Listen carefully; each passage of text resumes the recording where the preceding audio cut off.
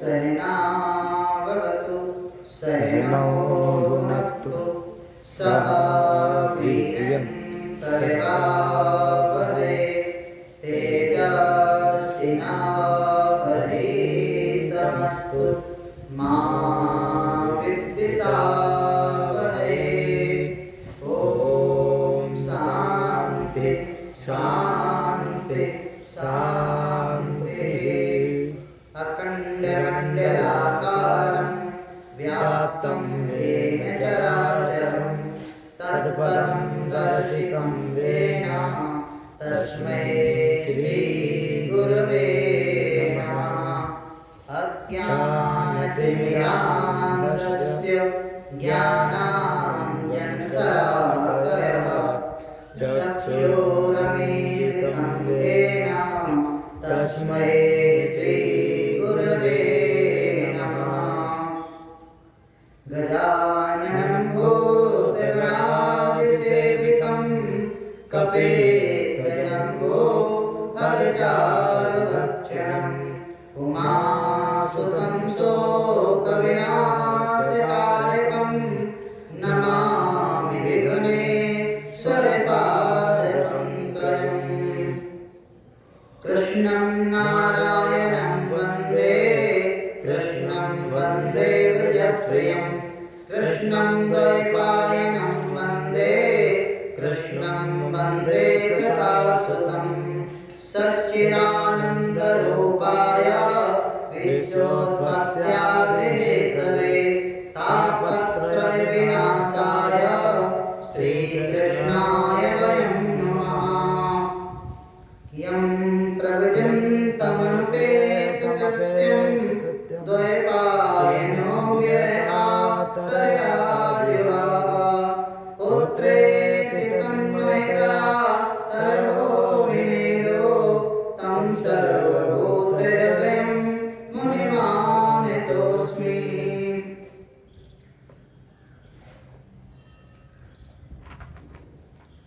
अखंड कोट ब्रह्मांड नायक चराचर जगत के स्वामी श्री राधा कृष्ण भगवान के चरणों में सादर नमन। तत्पश्चात परम श्रद्धेय परम वंदनीय हम सभी के आराध्य महामंडलेश्वर अनंत श्री महामंडलेश्वर परम पूज्य श्री सद्गुरुदेव भगवान के चरणों में सादर नमन।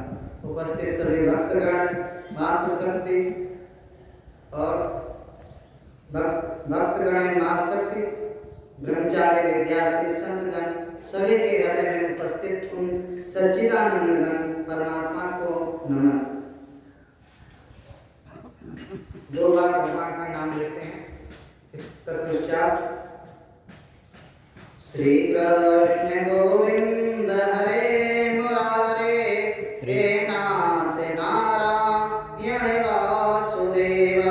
श्री कृष्ण गोविंद हरे मुरारे हे नाथ नारायण वासुदेव। श्री कृष्ण गोविंद हरे मुरारे हे नाथ नारायण वासुदेव। श्री कृष्ण गोविंद हरे मुरारे हे नाथ नारायण वासुदेव। श्री कृष्ण गोविंद हरे मुरारे हे नाथ नारायण वासुदेव। श्री कृष्ण गोविंद हरे मुरारे हे नाथ नारायण वासुदेव। कल हम लोगों ने जो प्रथम दिवस में श्रीमद् भागवत महापुराण के महात्म के बारे में पढ़ा, उसमें ये भी विचार किया गया जो महात्म है वो कहाँ से लिया गया या महिमा किसने गाई? पद्म पुराण है। पद्म पुराण से 6 अध्याय इसमें जोड़े गए हैं और अंतिम में जो स्कंद पुराण का जो नहीं है पूरे 12 खंड के बाद पीछे जो है वो स्कंद पुराण का है। पर हम लोग देखते हैं जितने भी कथा व्यास होंगे जो भी सत्संग करते हैं जो प्रथम वो 6 अध्याय हैं 7 अध्याय उनको तो सुनाया जाता है परंतु स्कंद पुराण का महात्म जो लिखा है वो कोई नहीं सुनाता। और ये भी सोचना विचार करो कि भागवत महापुराण अगर अपनी महिमा खुद गाए तो एक दोष लग जाएगा। इसलिए किसी दूसरे पुराण ने भागवत महापुराण की महिमा गाई। हम लोगों ने संक्षिप्त में 3 लोगों की चर्चा सुनीकर माने कथा के माध्यम से सूत और सौनक के बीच में संवाद प्रारंभ होता है, उसके अंदर सनत कुमार और नारद के बीच में संवाद होता है और उसके अंदर उसी कथा के मध्य अंतराल में गोकर्ण का, धुंधकारी का, आत्मदेव की कथा सुनते हैं। नैमिष में जो सत्संग हो रहा था वो यज्ञ हो रहा था। हम लोग बार सुनते कि 88,000 ऋषि एक अनुष्ठान कर रहे थे, उसी बीच में सूर्य जी को बैठाया गया। इस तरीके से वहाँ महात्मा में ये भी विचार किया गया कि भागवत से कितने लोगों का कल्याण हो सकता है। ये जो संत लोग थे तो भगवत चर्चा के लिए सत्संग कर रहे थे, परंतु उसमें दिखाया गया कि आत्मदेव की जो कथा सुनाई जाती है, कहते हैं इस लौकिक जीवन में जो व्यक्ति हैं उनके जीवन में यदि कोई कामना है तो उस कामना की पूर्ति भी भागवत कर सकती है। अगर मान लो आत्मदेव के पुत्र नहीं था, संत ने उपदेश भी किया पर उन्हें समझ में नहीं आता है, फल दिया गया और जिस पुत्र से उनको में वात्सल्य मिलना चाहिए था उसी पुत्र से बाद में उनको वैराग मिला, पर कब मिला? किसी संत के संपर्क में गए। देखो गुरुदेव बड़े सरल तरीके से समझाते हैं संत लोग कि 2 पुत्र हैं पर उनके एक भी नहीं, क्योंकि संत की भविष्यवाणी थी कि 7 जन्मों तक तुम्हारा कोई भी पुत्र नहीं होगा। तो संत की बात भी गलत नहीं है, वो भी सत्य है, उसका पुत्र नहीं है पर वो मानते अपना ही है, जैसा भी स्वभाव हो। कहते हैं कि धुंधकारी ने इतना अत्याचार करता है, इतना उनको परेशान करता है, उससे तो वैराग हो जाता है। परंतु दूसरा भी आशीर्वाद था संत का, जो गोकर्ण पुत्र होता है उससे उनको क्या प्राप्त होता है? ज्ञान। कि संत तो दोबारा नहीं मिले जिन्होंने फल दिया होगा, परंतु उस उनके दिए हुए फल से एक पुत्र उत्पन्न होता है। जो उपदेश वो संत करते हैं वही उपदेश उसको कर्ण ने दिया, कहा कि इस परिवार के मोह को त्याग करके वानप्रस्थी बन जाओ। जो जितना भी शेष जीवन है, हम लोग पढ़े थे, देखा था कि 60 वर्ष की आयु हो चुकी थी, उसके बाद जितना भी शेष जीवन रहा भगवत चर्चा किया, 10वें स्कंद का पाठ करके वो इस संसार सागर से पार हो गए। आत्मदेव तक तो कल्याण हो जाता है, परंतु कहते हैं कोई व्यक्ति ऐसा भी संसार में हो सकता है जिसने तो बहुत पाप किए हों। सबसे बड़ी समस्या तो हम लोगों की ये है कि ऐसा कोई व्यक्ति है जो इस धरा को छोड़ करके चला गया पृथ्वी लोक से, यानी पितृगण, उनकी अधोगति तो नहीं हो गई है, उसका भी काफी धुंधकारी की जितना किसी ने पाप नहीं किया होगा, पर ऐसे धुंधकारी का भी कल्याण मैंने परम गति भागवत शास्त्र दे सकता है। तो काफी जो धुंधकारी की उद्धार कर सकता है तो हम लोगों का क्यों नहीं कल्याण करेगा?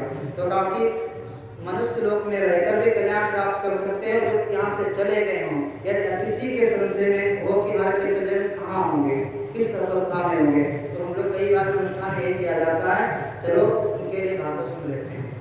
इसमें एक श्लोक है महात्मा का अंतिम, पूरा तो नहीं लोग पढ़ सकते। इसमें कहा कि जो कोई भी व्यक्ति समझते हैं, 2 बातें हैं, जो सुनता है या सुनाता है। गुरुदेव हर जगह ये महात्मा दिया गया रामायण में सरल तरीके से, जो यहाँ कथा सुन ही मन लाई, इस तरीके से जो सुनने वाले हैं उनको क्या लाभ मिलेगा, जो सुनाने वाले हैं क्या, जो श्रद्धा पूर्वक मन निर्मल मन से सुनते हैं तो उन लोगों को दोनों लोगों का फल मिलेगा। इस संसार में भी उनका मन पवित्र रहेगा अच्छे कार्य में, और जब यहाँ से जाएंगे तब भी उनकी अधोगति नहीं होगी। एक कौन कह रहा? भागवत शास्त्र। जब हमारा शास्त्र प्रमाण मिलता है तो हम भ्रमित नहीं होना है। इस तरीके से इसे महात्मा तक विस्तार से आया है। कहीं त्रिलोक में भी कुछ भी ऐसा नहीं जो प्राप्त ना कर सके। बहुत से प्रसंग हैं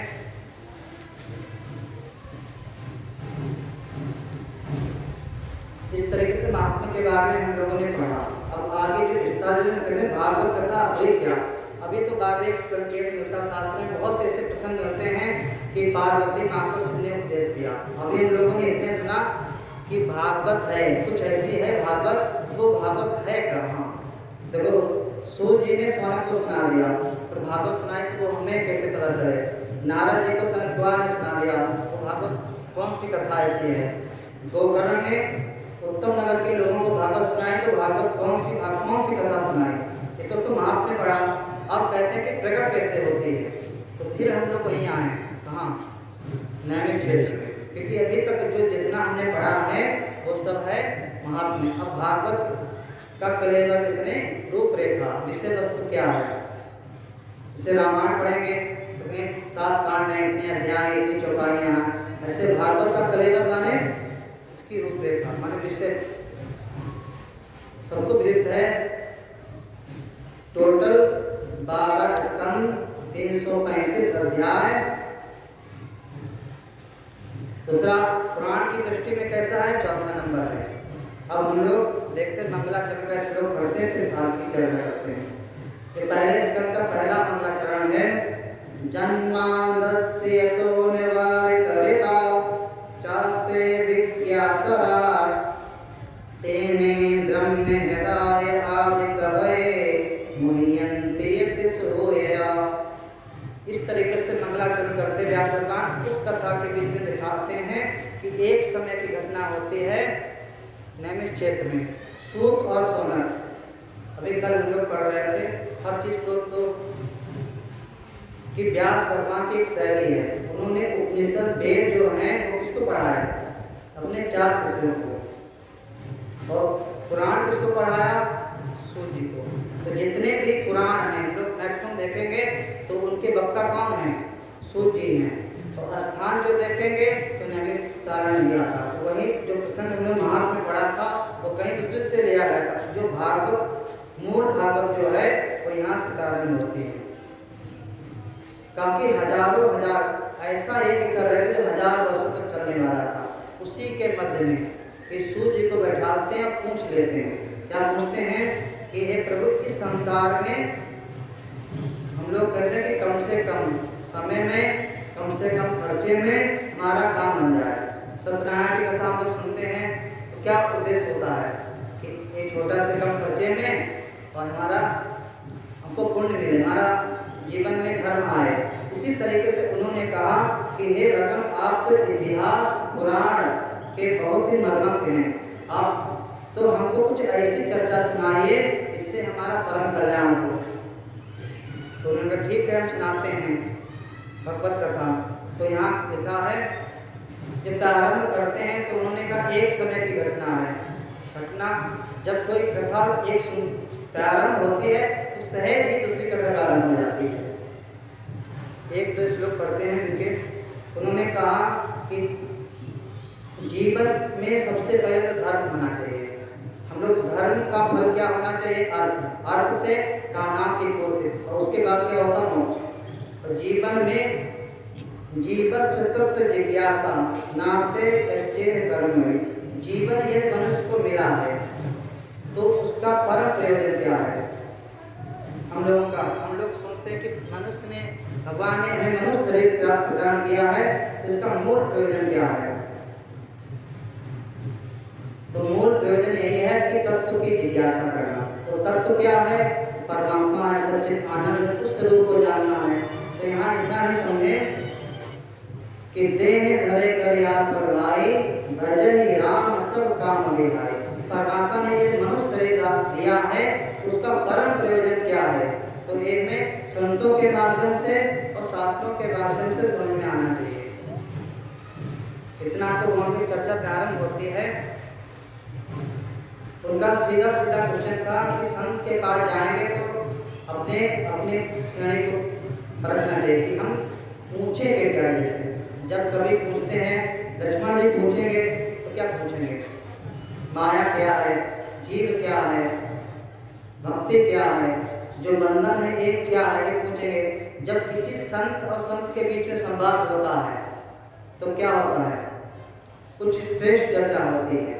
तो यहाँ पर भी सूत जी भी संत हैं और सौनक मुनि भी संत हैं। जब उन्होंने क्वेश्चन किया तो कहा कि हे प्रभु, मैं किसके बारे में सुनूं, किसका कीर्तन करूं, किसका ध्यान करूं और किसकी पूजा करूं और कितने के नित्य दा अनित्य सा, किसके बारे में पूजन करूं, किसके बारे में सुनूं, किसका ध्यान करूं, इस बारे में आप हमें विस्तार से बतलाइए।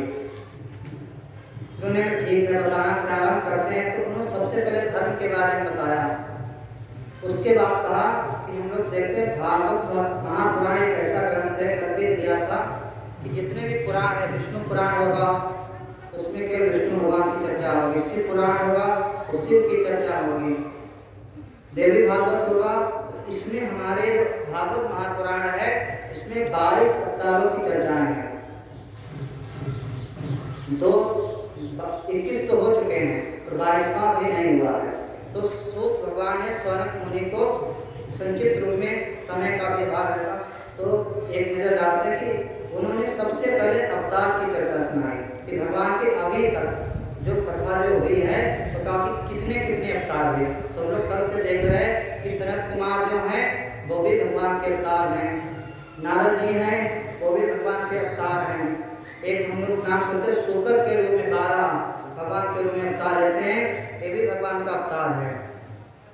उसके नर नारायण, दत्तात्रेय, कपिल भगवान और बहुत से अवतार, सबके नाम ऋषभ भगवान, क्रतु, मत्स्य, कच्छप, धन्वंतर, मोहिनी, नरसिंह, इस तरीके से भगवान के अनेकों अनेक अवतार हुए। उसके बाद हम तो देखते हैं कि 21 नंबर एक व्यास भगवान का नाम लेना कि भगवान जो व्यास भगवान का जो अवतार हुआ है पराशर और सत्यवती के माध्यम से, ये जो हम लोग नाम ले रहे हैं कि इसलिए लिया जा रहा कि भगवान विष्णु भगवान के 24 अवतार हुए हैं, उसमें 17वें नंबर पर इसका अवतार हुआ है व्यास भगवान का। तो व्यास भगवान का अवतार होता है तब उसके बाद राम जी का अवतार, कृष्ण का अवतार, इन्हें ये सब उन्हीं में अवतारों में आते हैं। फिर काफी कलयुग में कौन अवतार हुआ है सिद्ध है महात्मा बुद्ध का अवतार। इसमें लिखा स्पष्ट रूप से कि कलयुग में बहुत धर्म बढ़ने लगा था। क्यों बढ़ने लगा था? कि भागवत शास्त्र की इतनी महिमा हो गई, सब लोग भागवत पढ़ के सुन के भगवान के लोग को जा रहे थे। तो एक दिन इमरान के यहाँ मीटिंग हो गई, तो वहाँ कोई काम था नहीं। उन्होंने कहा कि इतनी पृथ्वी लोक पर धर्म बढ़ गया है, सब भागवत से इतना कल्याण कर रहे हैं और हमारे यहाँ कोई आ ही नहीं, सताएंगे किसको।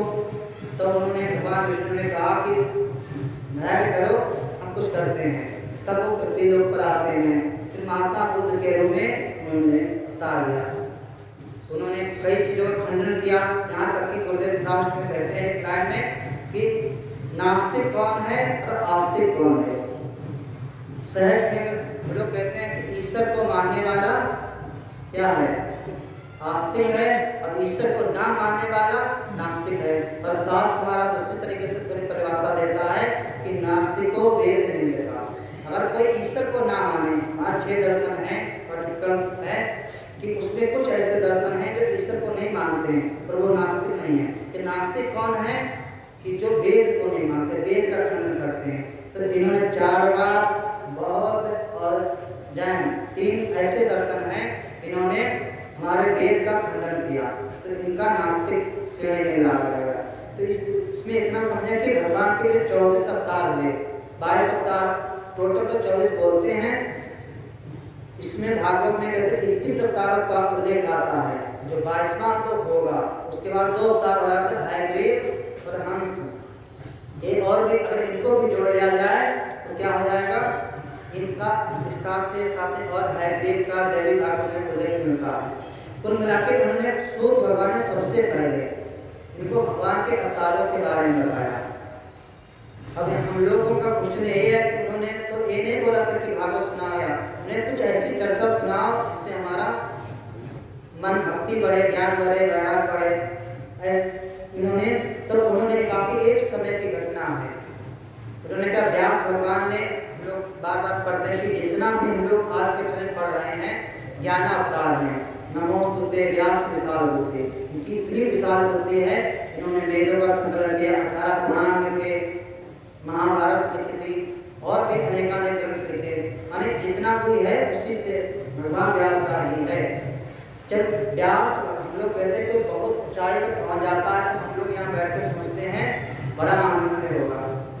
और व्यास भगवान के राम को पढ़ो, क्या नाम, वेद पढ़ो, ब्रह्मसूत्र पढ़ो, कितना ज्ञान भरा पड़ा है। पर कहते हैं कि व्यास भगवान भी जब एक समय असंतुष्ट दिखाई दिए तब वही घटना की भागवत प्रकट होने का माध्यम कैसे हुआ। जब एक समय देखते हैं नारद जी कहीं व्यास जी बैठे किसी नदी के तट पर बैठे होते हैं तो बहुत उदास मन में बैठे होते हैं। उनके पास नारद जी पहुंचे, श्रीमन नारायण नारायण बोलते हैं।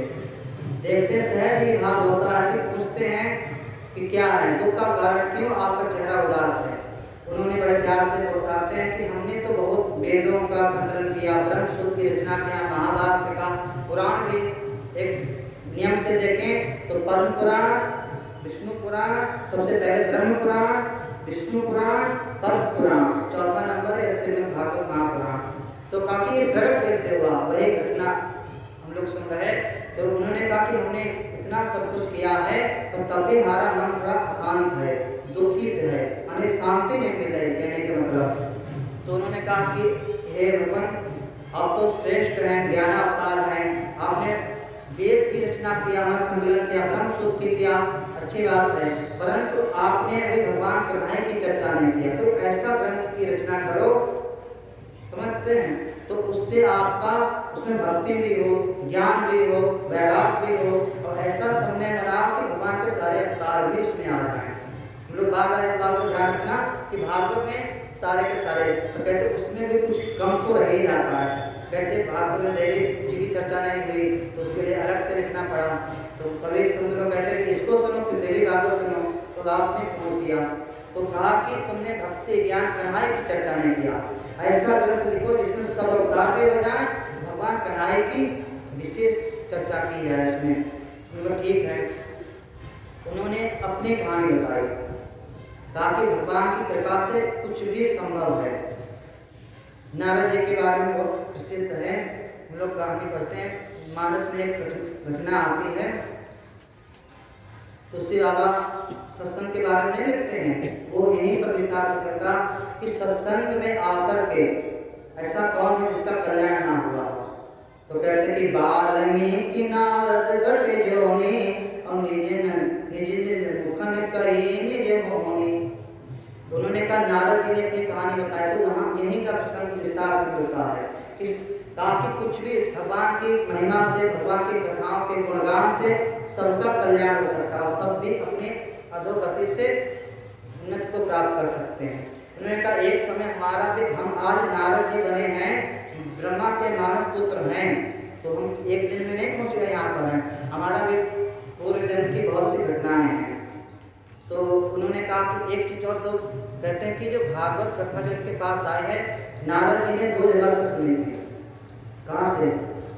नारद जी को 2 लोगों ने सुनाया था भागवत कथा, एक तो ब्रह्मा जी ने सुनाया था और दूसरा सनत कुमार ने। सनत कुमार ने विधि से सुनाया था, ब्रह्मा जी ने इन्हें छोटा सा सुना दिया होगा, उसी में समझ गए ज्ञान दृष्टि से, पर विधि से सनत कुमार ने सुनाया था। माने गुरु परंपरा को देखें तो ये आगे विस्तार से आता है। तो यहाँ पर देखते हैं कि हमने जो कथा सुनी थी वही कथा सुनाएंगे, पूरी कथा। यहाँ पर एक घटना होती है कि व्यास भगवान एक चीज में बहुत निपुण थे कि जो भी सुनते थे बहुत धारण कर लेते थे। दिन भर जो नारद जी को कथा सुनाते थे तो लिपिबद्ध कर लेते थे, लिपिबद्ध करके शाम को या शाम के समय पूरा लिख लेते थे। इस तरीके से काफी समय तक नारद जी ने कथा सुनाया और सब लिपिबद्ध कर दिया। उसके बाद उन्होंने अपने जीवन की घटना सुनाई। कहते हैं जो हमारा परम प्रिय होता है तो उसके अपने जीवन के रहस्य भी सुनाते हैं। नारद जी ने कहा कि भगवान की कीर्तन में, भगवान की भक्ति में, भगवान के नाम के गुणगान में इतनी महिमा है आपको हम नहीं बता सकते कि हम अपने जीवन की। सबसे बड़ी बात होती है दुनिया के जीवन में क्या हुआ, लोगों के जीवन में वो अलग की बात है, हमारे जीवन में क्या परिवर्तन हुआ वो दूसरी बात हो जाएगी। भगवान ने सबका कल्याण किया, ठीक है, अगर हम भगवान की शरण में जाएं तो हमारा कल्याण नहीं करेंगे। तो वही यहाँ पर संक्षिप्त में देखते हैं। नारद जी कहते हैं कि एक समय की घटना है, यहाँ तो भागवत तुमको सुना ही रहे पर अपने जीवन की घटनाएं भी सुना रहे, ताकि एक समय की घटना है कि हमारे जिस गांव में नगर में हम रहते थे तो हम बहुत ही गरीब थे और कहते हैं शूद्र कुल में हम उत्पन्न हुए थे। हमारे माँ दासी का काम करते थे, संतों की सेवा करते थे और उनके बर्तन या भोजन तो नहीं, कपड़े धो देना, उनके आसन की साफ सफाई कर देना और हम भी संतों के पास बैठते थे। वो संत हमारे यहाँ 4 महीने तक टिके और जब आरती जैसे कोई भी संत आएंगे जैसे अपने यहाँ आश्रम या कहेंगे तो मंदिर में खड़े हो जाओगे, नहीं सुनोगे कभी कान में आवाज तो जाएगी। तो इस तरीके से 4 महीने तक उनके साथ रहे। हमारा मन उस संत से इतना अधिक लग गया कि हम तो चाहते थे इन्हीं के साथ निकल जाएं। तैयारी कर लिया पूरे चलने की। जब चलने लगे तो संत ने रोक दिया, कहा कि हे कहाँ चल रहे? उन्होंने कहा हम भी आपके साथ चलना चाहते हैं। उन्होंने कहा कि अभी तुम्हारी माँ है, अगर माँ थोड़ी देर के लिए समझो कि अगर तुम हमारे साथ निकल गए तो तुम्हारी माँ को जीवन पर्यंत पोसेगी। दूसरा जी यहाँ के लोग हैं तो एक मन में और भावना उत्पन्न हो जाएगी कि संतों की सेवा करेंगे तो साथ में बच्चे भी ले जाते हैं। उन्हें क्या जादू कर दिया कि उनके बच्चे को भी साथ ले गए, तो इसका परिणाम तुम्हारे लिए तो अच्छा होगा पर इस समाज में थोड़ा निगेटिव जाएगा। उन्होंने कहा अभी रहने दीजिए, जो तो क्या करें? तो उन्होंने संतों ने उनको एक नाम दीक्षा दे दी, इसी का जाप करना, इसी का मनन करना और सेवा करो, समय आने पर इसी से आपका विकास हो जाएगा। मैं संतों की बात मानी पर इनका मन लगता नहीं था। एक बार कहते नहीं लग गया तो लग गया। अपनी माँ से कभी कहते थे तुम ज़्यादा साधना पूजा करने लगता है तुम्हें, तब घर वाले परेशान हो जाते हैं। किस बात को लेके कि बाबा जी ना बन जाए, कोई महात्मा ना बन जाए। जब ज़्यादा इनका साधना में मन लगने लगा तो उनकी माँ थोड़ा चिंता करती है। चिंता ये होती है कि यदि महात्मा बन गया तो फिर घर से निकल जाएगा, तो ऐसा ना किया जाए, हमारा शरीर का क्या भरोसा कब चला जाए। इससे पहले कि अपनी बेटी की शादी कर दें, विवाह कर दें, तो बहू का मुँह भी देख लेंगे। बड़े हो रहे थे, इतने बड़े नहीं हो गए तो पहले कई बार ऐसा भी होता शादी जल्दी भी हो जाती थी। ऐसा विचार उनके मन में आया तो नारद जी को पता चला। उन्होंने कहा कि अगर ऐसा हो गया तो और हमारे लिए समस्या, अभी माँ का इंतजार करेंगे, बाद में पत्नी का वो नहीं जाने देगी।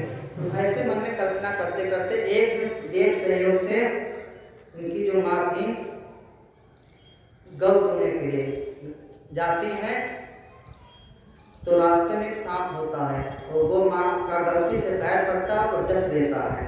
माँ वहीं उनका राम नाम सत्य। जैसे उनको पता चला तो वो भी रोते हैं पर मन में यहीं पर इसमें लिखा है, पढ़ोगे अपने ध्यान से तो नारद जी कहते हैं कि बाहरी चिंता तो करनी पड़ेगी क्यों लोग मर्यादा में, पर कहा कि बाहर से तो हम दुखी हुए माँ का शरीर सांप, पर अंदर से बहुत प्रसन्न हो गए। अगर रोते नहीं तो लोग बच्चे कहते कि एक ऐसा बच्चा है माँ मर गए तभी दुखी नहीं हो रहा। तो कहा बाहर से तुम दुखी हुए कि लोग मर्यादा को रखना है, तो अंदर से प्रसन्न है कि परमात्मा ने हमारी एक समस्या को काट दिया।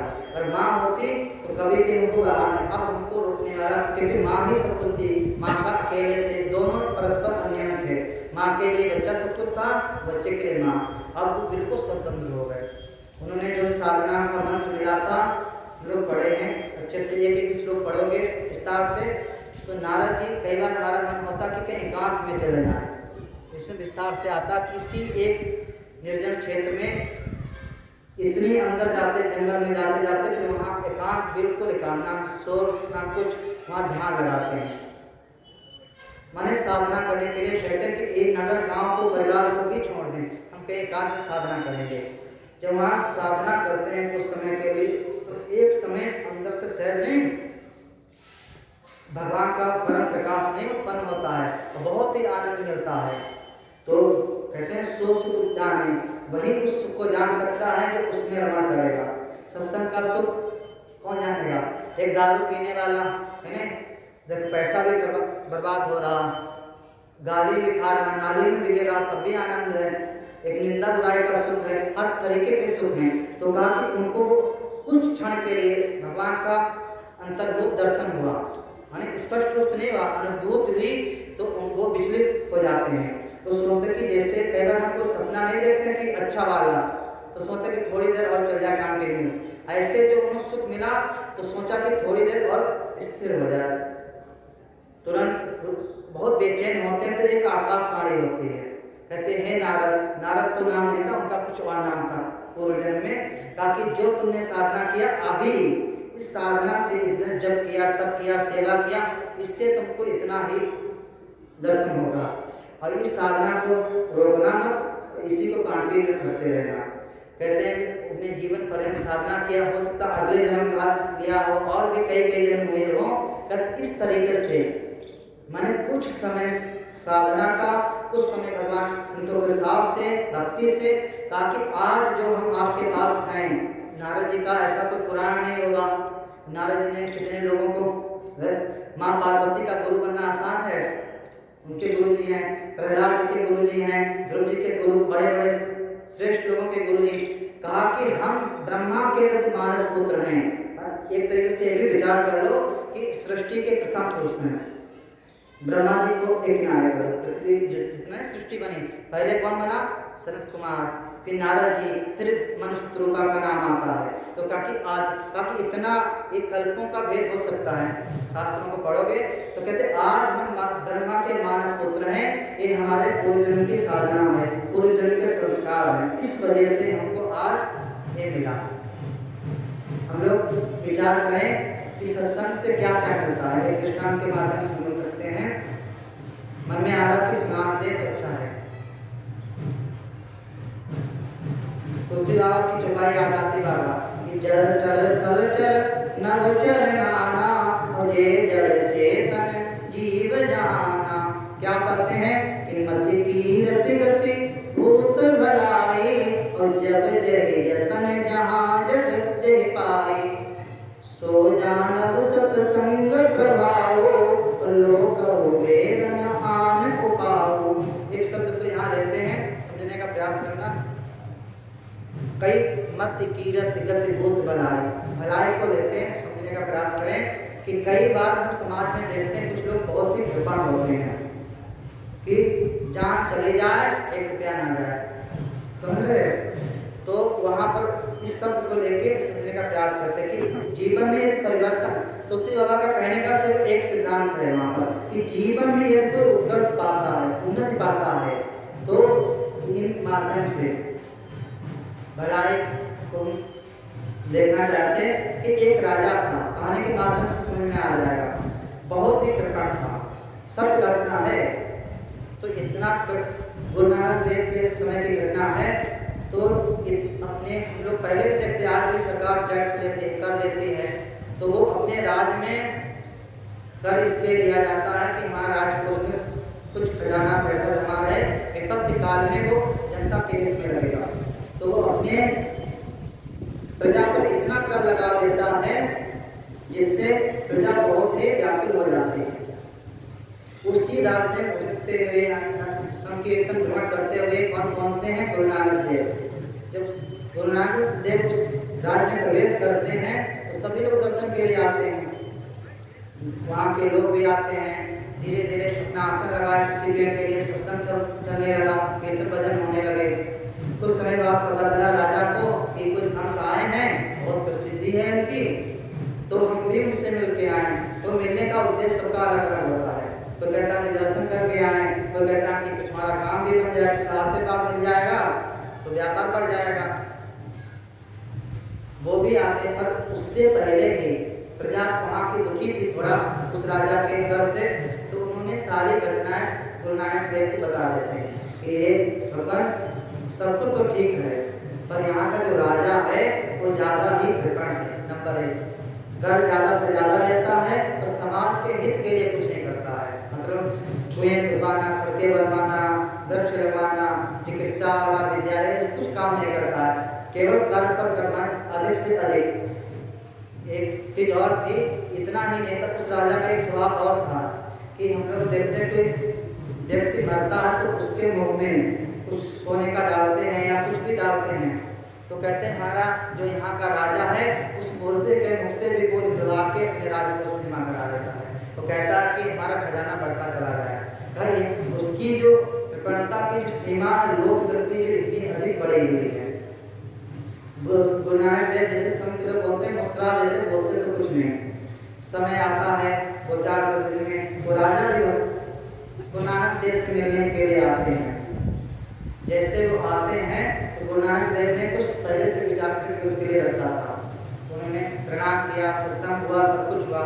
जब प्रणाम किया, चलने लगे तो गुरु नानक देव ने अपने पास से एक सुई निकाली और कहा कि हे राजन, हमारा थोड़ा सा एक छोटा सा काम है, इसको अगर कर दे तो बहुत अच्छी बात है। राजा था तो गुरु नानक देव से कहते हैं कि हे भगवान, जो आप बताएं सब कुछ कर सकते हैं। तो उन्होंने कहा हमारे पास एक सुई रखी है, ये आप अपने पास रख लीजिए और हम चाहते हैं कि जब हम आपसे मांगेंगे तब दे देना। तो राजा था, कहीं भी रखवा देता, संभाल के रख जाते। उन्होंने कहा ये भी तो पूछ लीजिए कि हमें चाहिए कब। बड़े प्यार से कहते हैं कि हे बताइए कब आपको चाहिए वापस। उन्होंने कहा हम यहाँ इस अभी नहीं लेंगे, जब हम भी इस तरह से पृथ्वी लोक से जाएंगे, आप भी चलेंगे, तो भगवान के यहाँ मिलेंगे, तो ये जो सुई आपको दे रहे हैं वहीं लेंगे भगवान के लोक में। तो वो राजा चिढ़ जाता है, कहा कि हे महात्मन, आप समझदार हैं, सत्संग करते हैं, भगवान की कथाएं कहते हैं, पर आपको इतनी भी अकल नहीं आ रही कि कोई सुई भी यहाँ से ऊपर ले जा सकता है।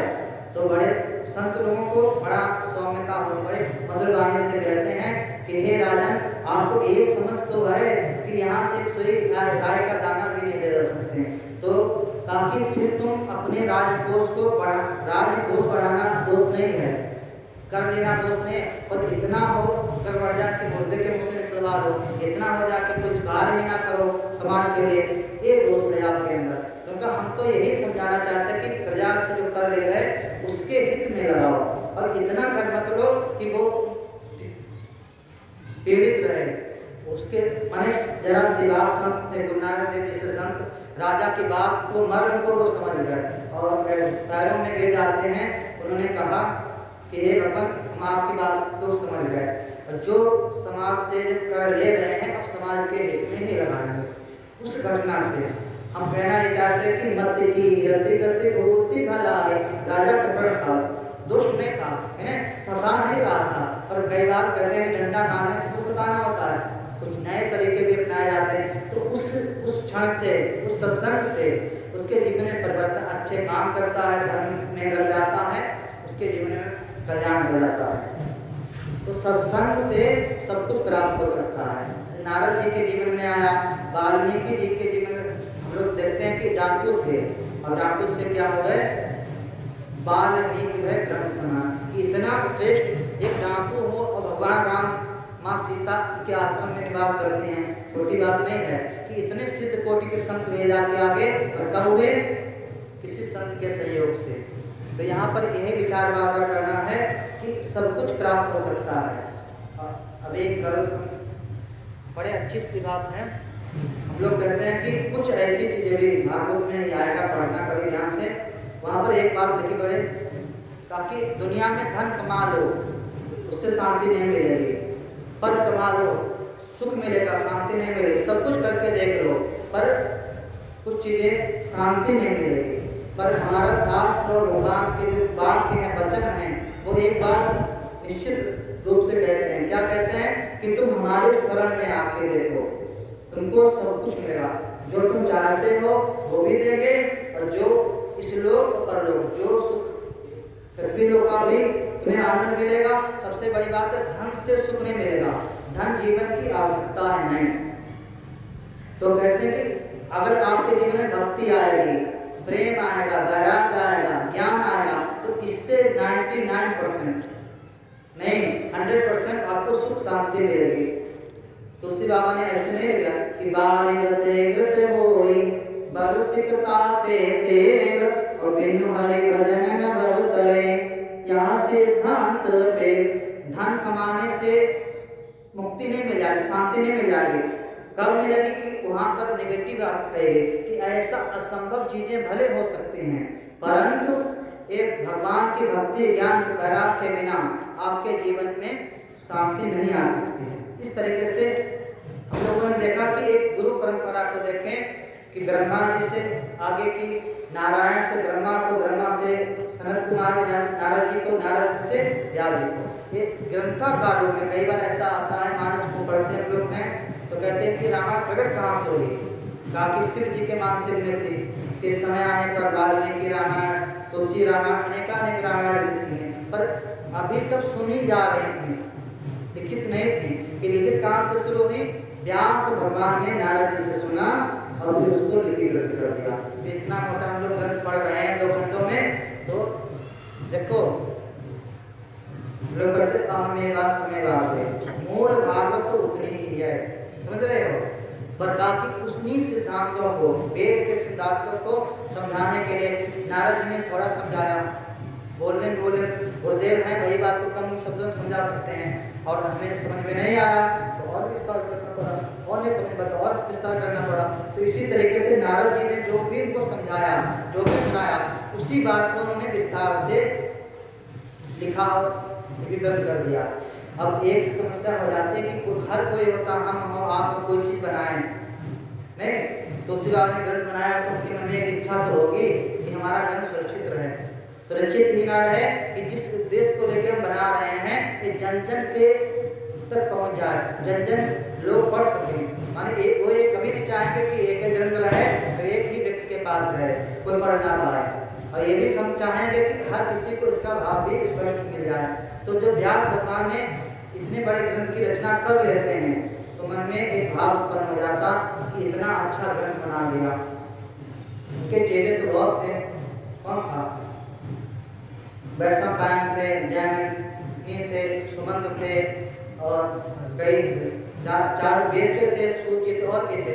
पर कहते हैं कि इनके पुत्र का नाम आता है, उस कथा को विस्तार से नहीं जाएंगे कि एक ऐसे भी पुत्र थे बैरागी, परम बैरागी, सुखदेव मुनि, उनका नाम आता है कि वो जन्म लेते ही मन की तरफ चले जाते हैं। तो उनको मन में आकर ग्रंथ तो हमने लिख लिया, पर इसके लिए योग्य सबको हैंड ओवर नहीं किया जाएगा कि जो योग्य होगा उसी को पढ़ाएंगे। ये हमारा जैसे हमने लिखा और जैसा हम चाहते हैं सामने वालों को ऐसा ही प्राप्त हो जाए, माने इस परंपरा को नष्ट ना हो जाए हमारी।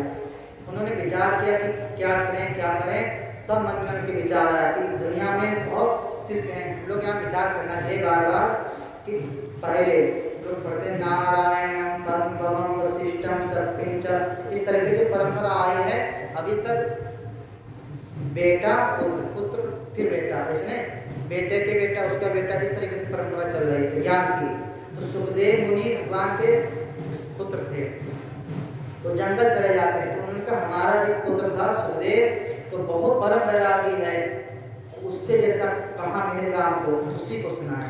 तो इसको विस्तार से संत लोग सुनाते हैं कि उन्होंने अपने कुछ शिष्यों को भेजते हैं, कुछ वो श्लोक गाते जाते हैं, जंगल में बैठा होकर किनारे सुखदेव मुनि ध्यान मुद्रा में, और उन्होंने गाया तो सुखदेव मुनि के कान में पड़ते हैं। अगर कि यही श्लोक कहा कि भगवान इतने करुणावत्सल हैं, जो पूतना जो नहीं भगवान को मारने के लिए जाती है तो वो उसको भी अपनी माँ का पद दे देते हैं। तब भगवान इतने सुकुमार हैं या इतने मनोहर है कि भगवान तो गौ चराने जाते हैं।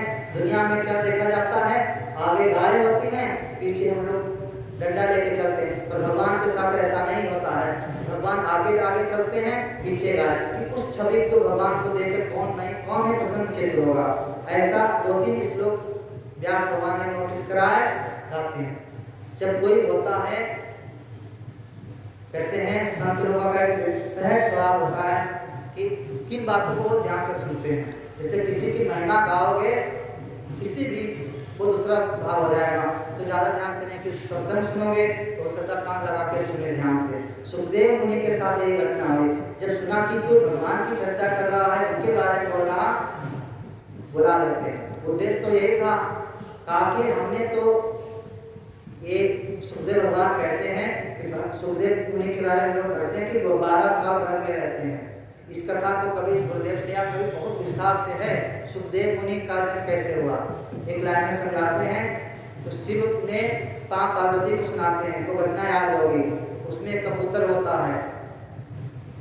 तो कबूतर जो कैसे उत्पन्न होता है, तो वो एक माँ पार्वती, माँ है पार्वती जो भी हो घटना, तो जब सुनाते हैं तो वहाँ पर एक ऊपर से नीचे कबूतर का अंडा नीचे गिर जाता है, वो टूट जाता है, टूट जाता है। उसी बीच में भगवान शिव माँ पार्वती को, माने इसके पूर्व माँ जब सती के शरीर में जब थी तब सुनाते हैं। तब जब सुनाते माँ पार्वती तो सुनती हैं और धीरे धीरे वो सो जाती हैं। कहते हैं कि वो जो अंडा टूट गया था, भगवान की कथा सुनते सुनते उसमें जीवन उत्पन्न हो जाता है और धीरे धीरे उसमें विकास आ जाता है और वो एक बच्चे के रूप में, कबूतर के रूप में प्रकट हो जाता है। तो माँ पार्वती तो सो गए थे, वो मुँह को कर करके पूरी कथा सुन लेता है। अब वही बताते हैं, इनके गर्भ में आता है। फिर वही सुखदेव मुनि इस धरा पर आते हैं और वो कहते हैं कि गर्भ में 12 साल इसलिए रहते हैं, बहुत भाग हैं उसके। तो कहते हैं कि वो कहते हैं इस संसार में आना बहुत अच्छा नहीं है। तो व्यास भगवान वहाँ पर कहते हैं कि हे पुत्र, तुम इस संसार में आओ, नहीं तो आपके माँ को कष्ट हो रहा है। तो वहाँ दिखाते हैं कि जन्म तो ले लेते हैं पर वहीं से हम लोग पढ़ते हैं यम प्रभजन, तो वहीं तुरंत ये वन को चले जाते हैं। उनके जीवन की घटनाएं बहुत विस्तार से कभी, तो यहाँ पर इतना कहते हैं कि जैसे फिर वापस आते हैं, उन्होंने अपने कहा कि हमने तो माँ के जब गर्भ में थे, व्यास भगवान क्या थे, जब 12 साल के यहाँ रहे गर्भ में, तो कहते अभिमन्यु को गर्भ में ही सब ज्ञान प्राप्त हो जाता है। तो 12 सुखदेव जी तो पहली कथा सुन के आए थे शिव जी की, अब वो गर्भ में तो सब सुनते नहीं थे।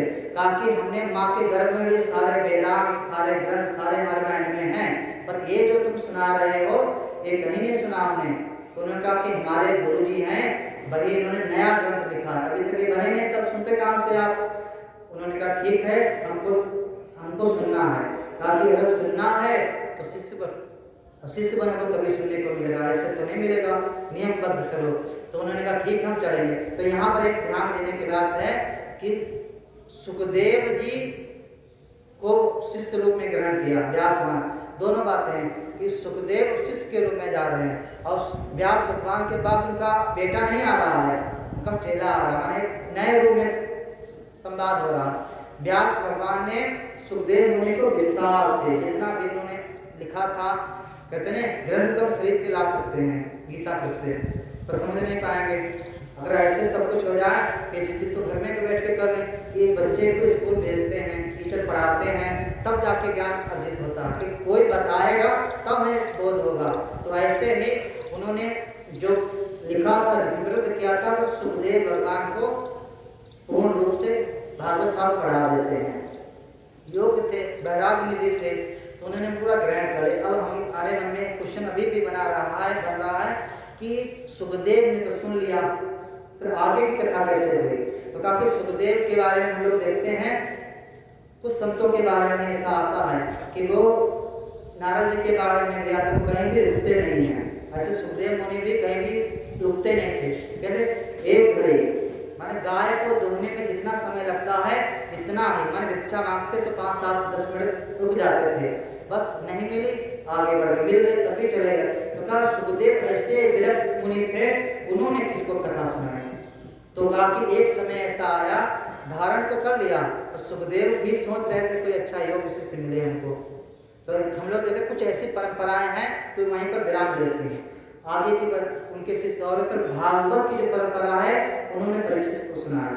तब एक प्रसंग उठता कि ऐसी कौन सी घटना हो गई तो परीक्षित को सुनाना पड़ा, उनको क्या जरूरत थी सत्संग सुनाने की।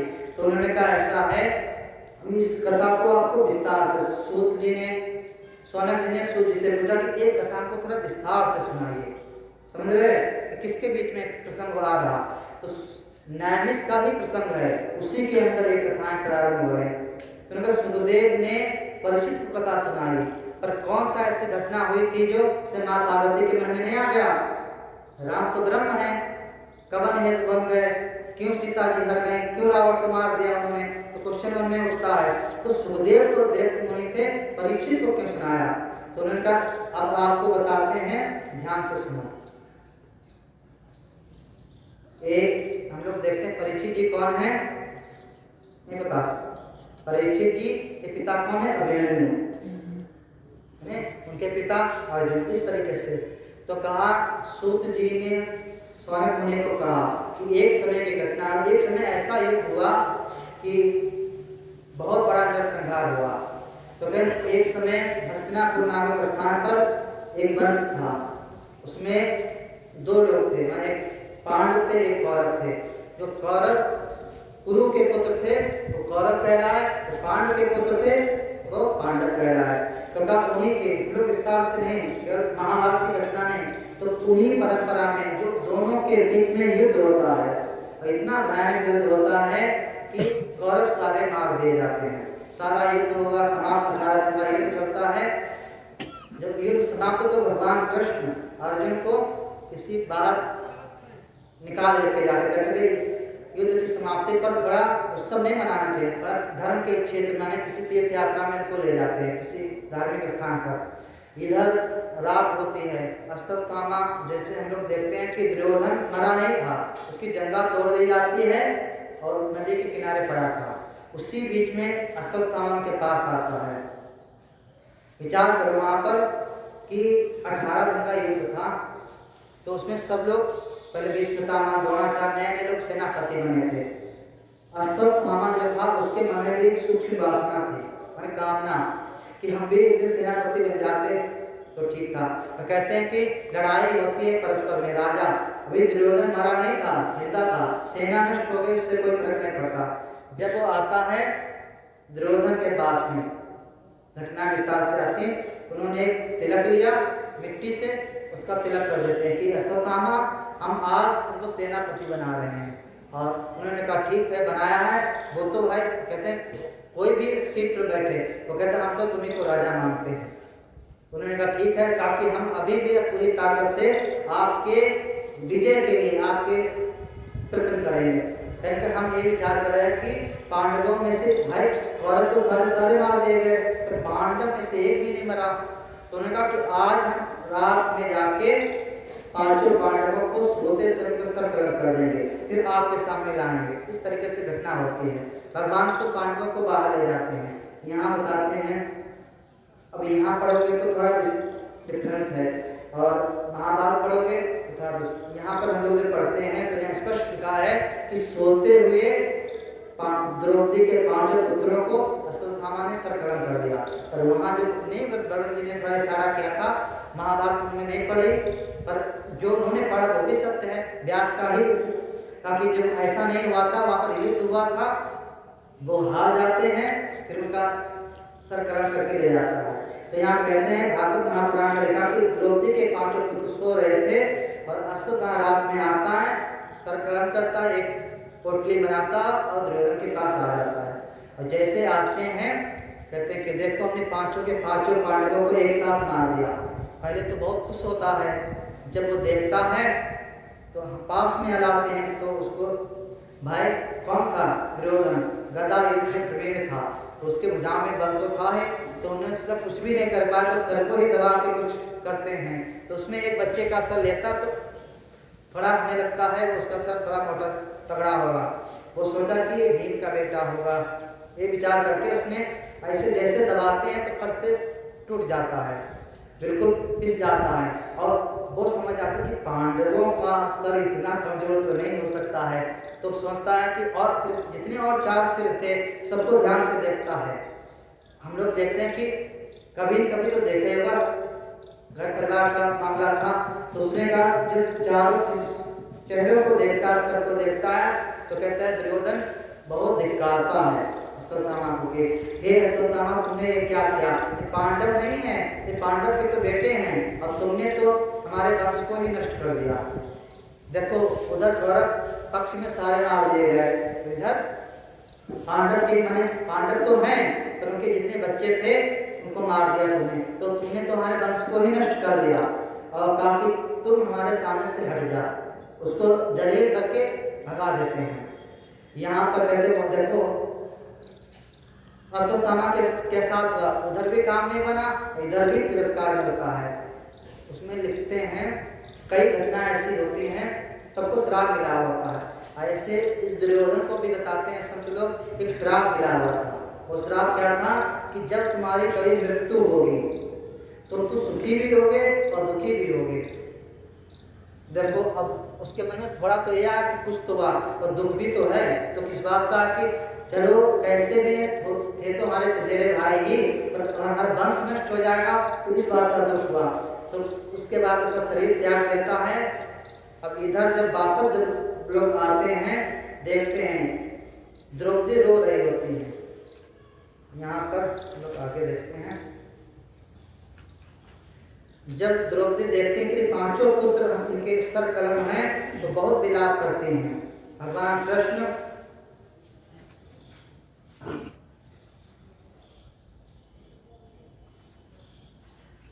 कृष्ण और अर्जुन भीम सारे लोग आते हैं, वहाँ उपस्थित होते हैं। जब देखते हैं कहते हैं कि किसने क्या, तो पता तो चलता है अश्वत्थामा ने। तो जैसे उन्होंने कहा कि भीम अर्जुन युधिष्ठिर सभी लोगों ने संकल्प लिया कि जिसने भी हमारे पुत्र का वध किया है उसको जिंदा तो नहीं छोड़ेंगे, चल देते हैं उनका पीछा करने के लिए, मारने के लिए। कैसे पता चला? क्योंकि और घटनाओं को पढ़ोगे तो हम लोग को समझ में आएगा। जैसे ही वो वहाँ चलते हैं तो अर्जुन वीर थे, चलते हैं उसका पीछा करने के लिए।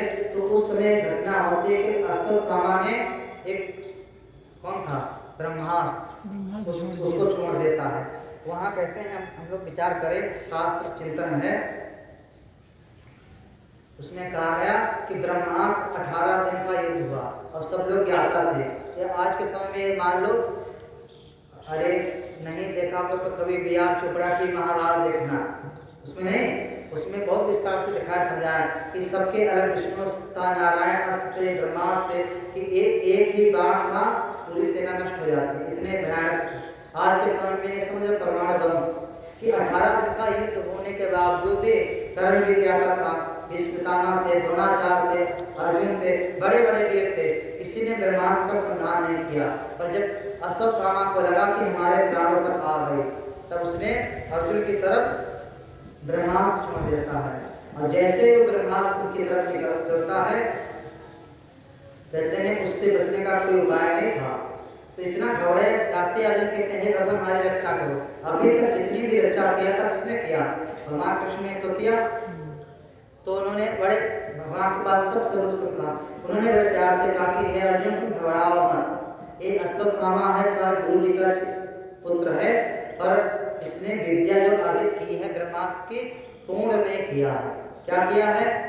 इसने चलाने का तो सीख लिया है, पर वापस करने का, जैसे कोई गाड़ी चलाना तो सीख जाए, होता है साइकिल चलाने में मजा आता है, बच्चे होते हैं हम सब लोग चलाए सीखे होंगे, कई बार हम चलाना तो सीख जाते हैं तो रोकना नहीं सीख पाते हैं, तो डर लगता है। ऐसे गाड़ी में भी होता, ऐसे ब्रह्मास्त्र में भी था। फिर इसने अपने पिता से एक विद्या तो सीखी चलाने की, पर वापस नहीं। हो सकता है पिताजी ने पुराना सिखाया, सीखा नहीं, कुछ भी हो सकता है। उन्होंने कहा ये चलाना जानता है पर रोकना नहीं, इसका फिर उपाय क्या है? उन्होंने कहा एक ही उपाय है, भगवान के पास हर उपाय मिल जाएगा। उन्होंने प्यार से कहा कि इसको तुम ब्रह्मास्त्र तुम भी चला दो और दोनों ब्रह्मास्त्र एक दूसरे से टकराएंगे, नष्ट हो जाएगा। भगवान की बात मानी, पकड़ के कहते हैं अश्वत्थामा को अपनी पत्नी के सामने द्रौपदी के साथ लाते हैं, बहुत विस्तार से है वहाँ पर। उन्होंने उसको मारने के लिए उद्यत थे पांचों पांडव, परंतु यहाँ कहते हैं कि द्रौपदी जो नहीं है उन्होंने अर्जुन को रोक दिया। पांचों पांडवों को, एक तरीके से पांचों पांडवों को, माने पुत्र तो सबके थे, रोक दिया था इसको मत मारो। एक तरफ से कई बार ऐसा आता दुखी भी थी पर ये भी कह रहे थे कि इसको मत मारो। तो वहाँ पर विचार किया गया कि जब मना किया गया तो भीम कहते हैं नाराज होते हैं। उन्होंने कहा हे देवी अभी तो तुम विलाप कर रही थी पर इसने हमारे सोते हुए निहत्थे बच्चे को मारा है, तो इसको कैसे छोड़ दें? उन्होंने बड़े प्यार से कहते हैं दुख सामने वाले का तभी अनुभव कर सकते हैं जब हमारे ऊपर बीती हो। जाके पैर न फटी बीमारी सो क्या जाने पीर पड़ाई। इससे हमारे सर में दर्द है और एक बच्चा आया सर में दर्द है तो हम कैसे अनुभव करते? यही विचार करते हैं कि हमारे दर्द होता तो हम कैसा फील करते हैं। भूख लगी है तो सामने वाला भूख लगी है, तो जैसे हमको महसूस होता है ऐसे इसको भी महसूस हो रहा है। तो उन्होंने बड़े प्यार से बहुत सरल कि द्रौपदी को, अभी हम लोग देखेंगे गुरुदेव इतनी बुद्धि हम लोग काम नहीं करती नहीं, कि गुरुदेव ने कहा कि जो परम भागवत नहीं है तो उसमें माँ द्रौपदी का भी नाम आता है, पांचों पांडव हैं, तो परम भागवत वही तो आएगा जिसके अंदर कुछ विवेक शक्ति होगी। तो उन्होंने माँ द्रौपदी बड़े सरल शब्दों में कहती है कि हम इसको इसलिए मारने के लिए कई कारण हैं, एक नहीं। नंबर 1, शास्त्र कहता है कि आत्मा जाए पुत्र, माने जो पिता है उसी का अंश पुत्र है। तो एक पुत्र के रूप में आपके द्रोणाचार्य में एक अंश है, तो ये भी तुम्हारे पूज्य हैं, गुरुतुल्य हैं। ठीक है, इसने अपराध किया। उन्होंने कहा ठीक है अपराध तो किया, पर हम ये नहीं चाहते कि जैसा दुख हमको महसूस हो रहा है ऐसा दुख इसकी माँ को, माने अपराध तो इसने किया। से कोई भी युद्ध होता है तो इतना बड़ा संहार हो गया तो कौन दुखी होता? घर परिवार के लोग। बेटा तो सैनिक बन गया, मार दिया गया, और घर के परिवार के लोग दुखी होते हैं। तो उन्होंने कहा जैसे हम अपने पुत्रों के वियोग में, पुत्रों के विरह में रो रहे हैं, हम नहीं चाहते कि इसकी माँ कृपी, आपके गुरुदेव की पत्नी, वो भी दुखी हो। एक अपराध, ताकि 2 बातें हो गए, इसलिए ताकि हर तीसरी बात तो ये है कि ब्राह्मण है, ताकि ब्राह्मण का भी अपराध हत्या नहीं करनी चाहिए। का कई कारण हैं, इस वजह से आपको इसको नहीं मारना चाहिए। तो इस नाम से गुरुदेव सुनाते हैं, कहते हैं कि उनकी इस बात को सुन करके युधिष्ठिर बहुत प्रसन्न हो जाते हैं। देखो हम लोग सुनते हैं कि दंड देना तो सबको आता है, जिसने साइकिल वाले की टक्कर हो जाए गाड़ी वाले से तो बड़े प्यार से कहता है कि अरे हमको माफ कर दिया, तो वो माफी नहीं, तुम उससे सामना नहीं कर सकते। राजा एक अपराधी उनके सामने आता है तो वो क्षमादान करे तो है, और हम राजा को कहे अरे हमने माफ कर दिया, दोष लग जाए। कि द्रौपदी के सामने परिस्थितियां थी, चाहते तो उसका सर कड़क कर देते 1 मिनट में, पर उन्होंने उसको क्षमादान दिया कि जो सामने वाले के दर्द को समझे। धर्म की व्याख्या हम लोग कहते हैं जैसा व्यवहार हम अपने लिए नहीं चाहते हैं वैसा हम दूसरों के साथ न करें। अगर हमें झूठ कोई हमसे बोले, जैसे हम आपसे पूछे कहाँ गए थे, सहज बोल नहीं, अरे कहीं नहीं, मैं चुपा रहे, तो हम भी किसी से ना करें, नहीं बता तो मौन रहना तो ठीक है, पर झूठ बोलना तो हम चाहते सामने वाला हमसे झूठ ना बोले, तो हम भी चाहते हैं कि सामने वाला सत्य बोले, हम भी चाहते हैं कि प्रेम करे सामने वाला, तो तुम भी प्रेम करो, जैसा करोगे वैसा मिलेगा। तो द्रौपदी के अंतःकरण को बताया इतना पवित्र है, इतना निर्मल है, उन्होंने स्पष्ट रूप से कह दिया कि नहीं मारना, हमारी तरफ से माफी है इसको। उन्होंने कहा हम नहीं चाहते कि आपकी गुरु माँ भी आज जिस दुख से हम दुखी हो रहे हैं, इसी दुख से इसकी माँ भी दुखी हो। उनका तो दोष नहीं है, दुष्ट कौन है? ये है, पर इनकी माँ का प्रेम तो निर्मल होता है, उन्होंने छोड़ दिया।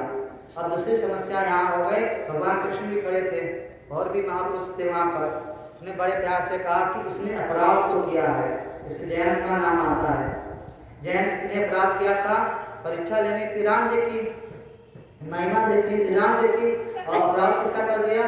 माँ सीता का।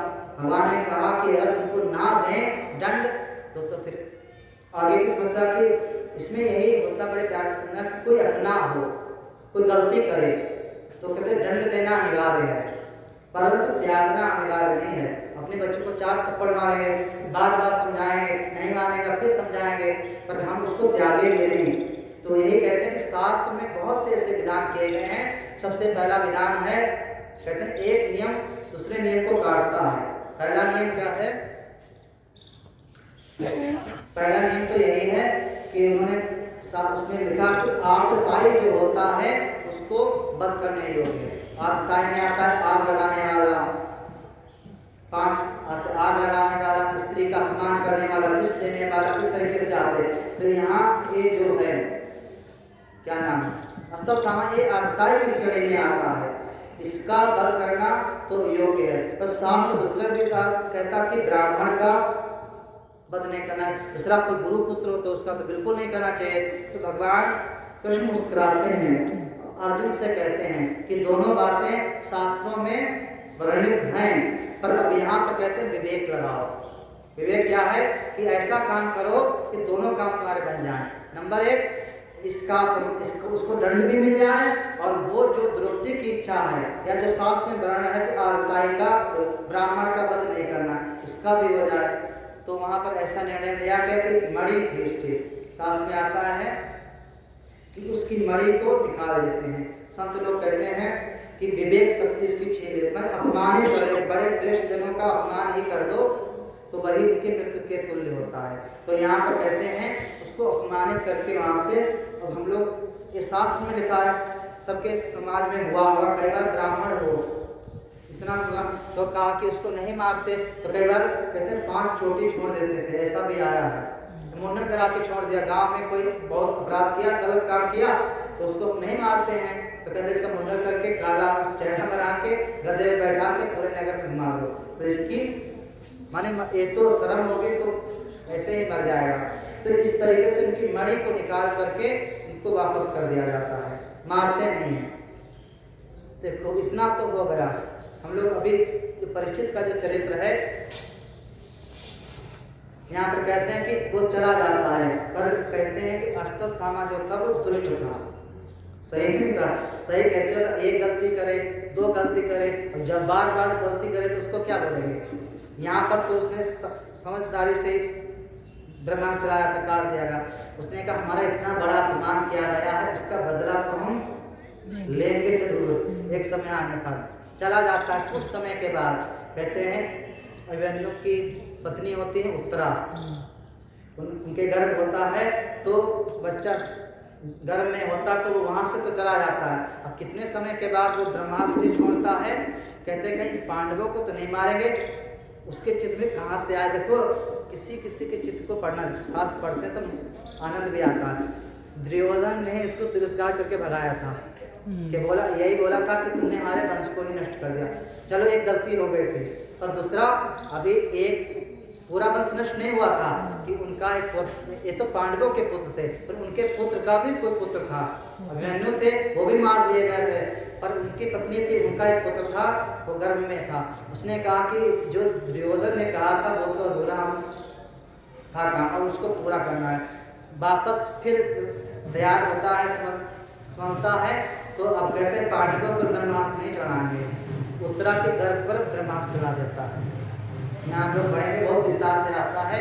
एक सभा लगी होती बड़ी सी, और सभी लोग बैठे, पांडव होते हैं सारे, उसमें उस सभा में दिखाते हैं कि जो श्रेष्ठ जन नहीं थे, वशिष्ठ थे और भी संत लोग थे, भगवान कृष्ण भी थे, पांडव भी थे, और उस सभा के बीचों बीच में उत्तरा माँ भगवान कृष्ण के सीधे सामने प्रकट होती हैं।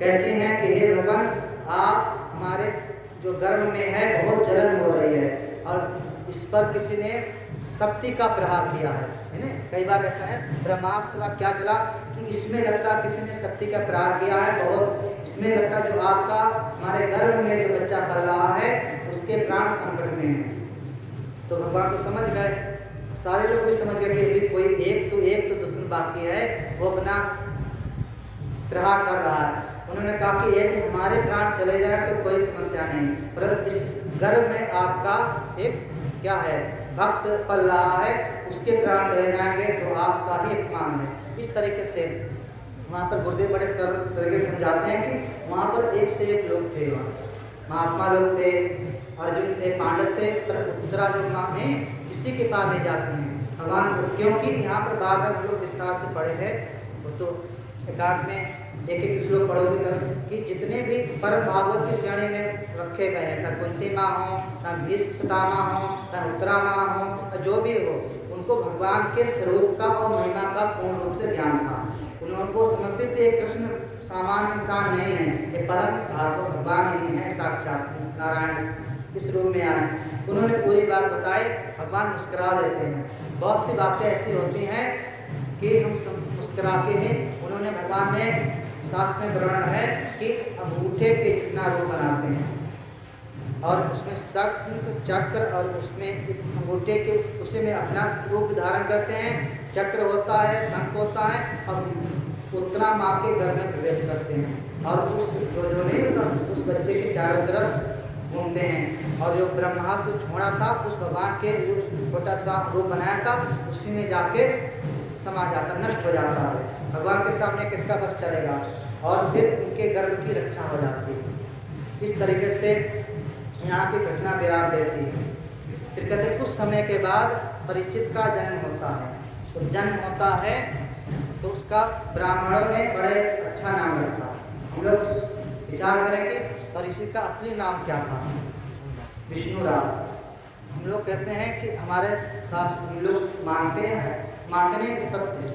सब लोग आजकल कहते हैं साइंस आगे पहुंच गई, अच्छी बात है, विकास भी करा, हमारा अध्यात्म तो पीछे नहीं है। इससे हम लोग कैलेंडर नहीं बनाते हैं तो कितने बजे के कितने मिनट पर ग्रहण पड़ेगा, तो साल 5 साल पहले ही तिथि नक्षत्र सब निश्चित हो जाता है। तो काफी ज्योतिष में इतना ताकत है, इतना वो प्रभाव है कि भविष्य की घटनाओं को भी बताते हैं। ललाट की रेखाओं को, हाथ के चिन्हों को देखकर जब परीक्षित का जन्म होता है तो बड़े बड़े विद्वान लोग आते हैं, उन्होंने परीक्षित के बारे में बहुत सी बड़ी बड़ी बातें बताई, ताकि जो पुत्र आपके कुल में उत्पन्न हुआ है एक कुछ साधारण नहीं है, ये भगवान का परम भक्त होगा। जब ऐसी बातें सुनी तो और खुशी सबको मिली, नंबर 1। दूसरा कहा कि सब कुछ तो वीर होगा, धर्मात्मा होगा, दयालु होगा, इसका ये चारों तरफ फैल जाएगा, इस तरह के कितना प्रभावशाली होगा। परंतु एक जो घटना है वो थोड़ा ठीक नहीं है। क्या सब कुछ अच्छा हो पर एक कमी हो, ताकि इसके जीवन में एक दोष है, या जो भी समझो अच्छा है बुरा है, कि इसकी मृत्यु सांप के काटने से हो। राजा थे, राजकुमार थे, ताकि ये तो कुछ घटना इसके जीवन में होगी। हमें लगता है कि संत लोग तो छिपा देते हैं, जैसे ज्योतिष समझदार होगा तो सारी बातें नहीं बताएगा, और कहा कि एक जीवन में ऐसी दुर्घटना आएगी इनकी मृत्यु का जो योग दिखाई दे रहा है वो सर्प के काटने से ही है। फिर कहा कि वो भी परेशानी धर्मात्मा होंगे पर इनके जीवन में अधोगति नहीं, इनको कोई संत मिलेंगे और उससे इनका जीवन में उस परिस्थितियों से भी, पर इनकी मृत्यु का जो योग है सर्प के काटने से ही है। इस पर मैंने जन्म के समय ही सब कुछ बता दिया गया था ब्राह्मणों में। ऐसे धीरे धीरे घटना होती है, धीरे धीरे बड़े होने लगते हैं। एक समय की घटना है, हम लोग देखते हैं भगवान इस धरा पर किस लिए आए थे, दुष्टों का संहार करने के लिए। भगवान कृष्ण का चरित्र हम लोग पढ़ रहे, देख रहे, तो कंस को मार दिया, जरासंध की सेना को संहार कर लिया, पांडवों का जो युद्ध था उसकी भी समस्या को ठीक कर दिया, पर पांडव के बच्चे भी हो गए, पोते भी हो गए, वो भी बड़े हो गए। भगवान का द्वारकापुरी भी ठीक ठाक चल रही थी। जो यहाँ का जो प्रसंग है कि 10वें स्कंद में बहुत विस्तार से आता है, 12वें में, तो वो वहाँ देखे। पर यहाँ पर इतना वर्णन है कि भगवान भी एक समय अपनी लीला का स्मरण करते हैं, वो सोचते कि धरा पर बहुत समय रह लिए, अब यहाँ से हम चलते हैं। एक समय अर्जुन के यहाँ जाते हैं, उसे सब कुछ समझाते हैं कि हे अर्जुन, अब हम इस धरा से जाने वाले हैं, जो कुछ भी तुम यहाँ से बचा सको तो बचा लो, और हम इस धरा को छोड़ने वाले हैं। इतना कह के भगवान तो इस लोक से चले जाते हैं, और अर्जुन वहाँ से द्वारकापुरी से अपने हस्तिनापुर आते हैं। रास्ते में उनको कुछ भील लोग थे, उनको लूट लेते हैं। वो प्रसिद्ध दुआ है, हम सुनते रहते हैं कि समय बलीन न होते है वो, पुरुष बलीन न होते होत समय बलवान, भीलन लूटी गोपिका वही अर्जुन बलवान। इसको विस्तार से करेंगे तो बहुत विस्तार है कि अर्जुन को जो इतने परंतप नाम पड़ता है, जिनके नाम से लोग भयभीत हो जाते थे, पर ना वो गोपियों की रक्षा कर पाते, ना धन की रक्षा कर पाते हैं, अपने प्राण बचा के या वहाँ से घर पहुँचते हैं। बहुत ही उदास अवस्था में अपने भाई के साथ उपस्थित होते। किसके सामने?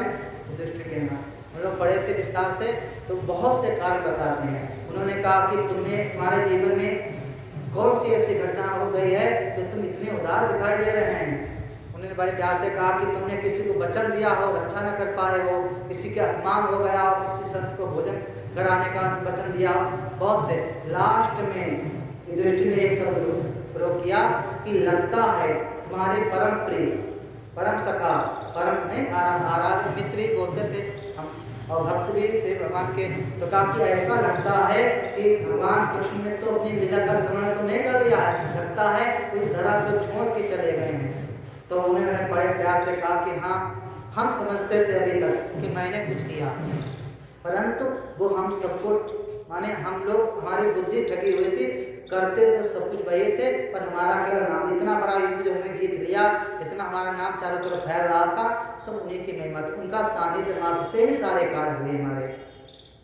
बड़े उन्होंने समझा तो 5 पांडवों ने एक मीटिंग किया।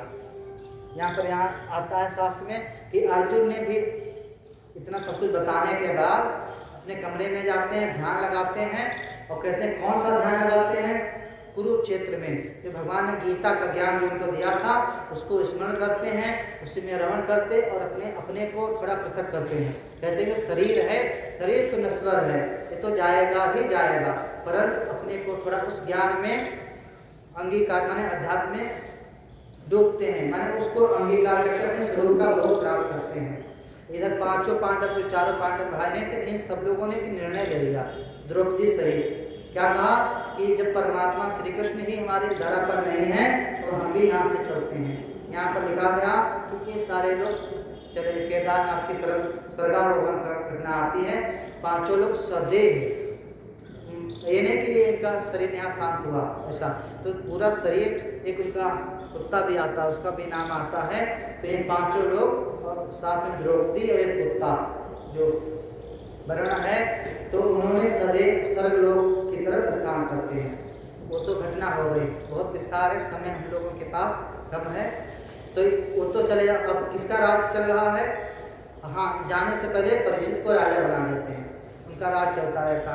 इनके राज में सब कुछ अच्छा चल रहा था, माने मंत्री लोग अच्छे थे, एक व्यवस्था बनी हुई थी, सुचारू रूप से चल रही थी। एक समय परीक्षित जी के मन में आया कि देखते हैं, लोग तो कहते बहुत अच्छा राज्य है, बहुत अच्छा राज्य है, परंतु हम भी कभी देख के घूम के आते हैं। जब वो भ्रमण करने के लिए जाते हैं तो रास्ते में एक घटना देखते हैं, ये बहुत प्रसिद्ध है, संत लोग सुनाते हैं। उन्होंने देखा कि एक रास्ते में एक गाय और एक बैल और उनके पीछे एक व्यक्ति, माने मुकुट लगाए हुए, जिसे नट लोग नहीं है, राजा बन और उसमें नकली पहन लेता है और उसको मारते हुए ऐसा मार रहा था कि वो उसने उनका नाथ ने उसका स्वामी होता तो इतनी बेदर्दी से नहीं मारता कि जो बैल थे 3 पैर टूटे हुए थे और गाय भी बहुत असहाय अवस्था में थी, बहुत दुबली पतली, और वो पीछे से मारता हुआ जा रहा था। परीक्षित जी ने जैसे देखा तुरंत उसको रोकते हैं, ताकि ये कौन है तो वो घबरा जाता है, कहकर तुम्हारे कर्म तो शूद्र की जैसे दिखाई देते हैं, अभेश कैसा है? राजा के जैसा है, तो तुम कौन? हमारे राज्य में कोई भी ऐसा गौ का सम्मान करना, संतों का सम्मान करना, ये हमारे यहाँ है, पर तुमने इसको क्यों दंड दे रहे हैं? जैसे उन्होंने बोला कि तो अपना सारा मुकुट निकाल के फेंक देता है, उनके चरणों में पड़ जाते हैं। अब पूछा गया उनसे कि पूछा जाए कि क्या घटना हुई, तुमको पीठ क्यों रहे, कोई कारण तो होगा। तो बहुत सी घटनाएं यहाँ पर बताते हैं। धर्म देवता सब बैल के रूप में होते हैं, कहीं बताओ तुम्हें क्यों पीटा जा रहा है। तो यहाँ गुरुदेव विस्तार से लेते हैं, उतना विस्तार समय नहीं हम लोगों के पास। यहाँ पर कहते हैं कि तुम्हारे दुख का कारण क्या ये जो व्यक्ति है ये है, तो उन्होंने एक लाइन में काट दिया। बैल देवता कहते बड़े प्यार से, जो वृषभ रूप में थे, उन्होंने कहा कि हे राजन, दुनिया के लोग तो नए नए मत रखते हैं दुख के हेतु का, पर हमारे समझ में क्या आता है दुख का हेतु क्या है। कहते हैं कुछ लोग कहते हैं कि द्वैत, जैसे कोई हमारे घर का अपना है, सरल तरीके से है, बाकी विस्तार क्या करें, कि हमारे मन में भेद बुद्धि है। जैसे हमारा पैसा 1000 रुपया है और घर में है और गायब हो जाए अचानक से, तो दुख होगा कि नहीं होगा? ढूंढने के परेशान हो जाएंगे। तो थोड़ी देर के बाद पता चला कि बेटी ने निकाल लिया था, पत्नी ने निकाल लिया था, भाई ने निकाल लिया था, तो दुख नहीं। चलो ठीक है, अपने पास है। दुख क्या हुआ? कोई दूसरा ले जा रहा है तो दुख हो रहा, और जब अपना लिया तो ठीक, कोई बात नहीं। तो यहाँ कहते हैं जब भेद बुद्धि हमारे जीवन में आती, वेदांत का है उतना व्यापक बुद्धि का, जब हमारे अंदर भेद बुद्धि होती है तब दुख होता है।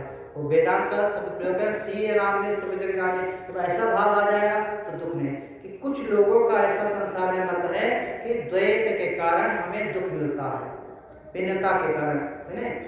दूसरे लोग कहते हैं कि हमारे शरीर का प्रारब्ध है, किसी के जीवन में हड्डी में दर्द है, किसी कि हमारे शरीर का ऐसा प्रारब्ध है, इसलिए हमें सुख और दुख मिलता है। कुछ लोग ऐसे कहते हैं कि हमारे दुख का कारण कौन है? देवता लोग, परमात्मा ही हमारे दुख का कारण है। कुछ लोग ऐसे होते हैं तर्क वितर्की वाले लोग होते हैं कि दुख के कारण के कहते हैं कि बहुत आदमी हम तो शांत बैठे हैं, पर किसी ने अपनी मत का प्रस्ताव करते हैं तो हम लोग तर्क वितर्क के द्वारा काटते हैं। तो कुछ लोग कहते हैं कि तर्क ही हमारे दुख का कारण, अपनी वाणी ही दुख का कारण है। वाणी से हम अच्छा बना लें, वाणी से दुश्मन भी बन जाए। तो कुछ लोग कहते हैं कि तर्क और वाणी ही हमारे दुख का कारण है। कुछ लोग ऐसे नए नए दुनिया के बहुत से वेद हैं।